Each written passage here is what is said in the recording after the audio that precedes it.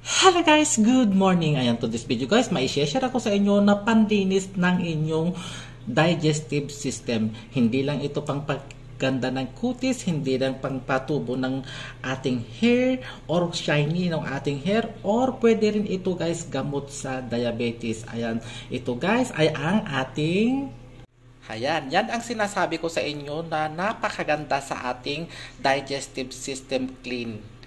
Ayan, naglilinis ito ng ating digestive system. Kaya uminom kayo araw-araw aloe vera water. Ayan, as you can see, ayan, ito guys, lagi kong iniinom yan every day kasi nililinisan nito ang ating digestive system. At ayan, may tanim ako dito sa loob, marami din ako sa labas. Ito as you can see, bago kong harvest ito.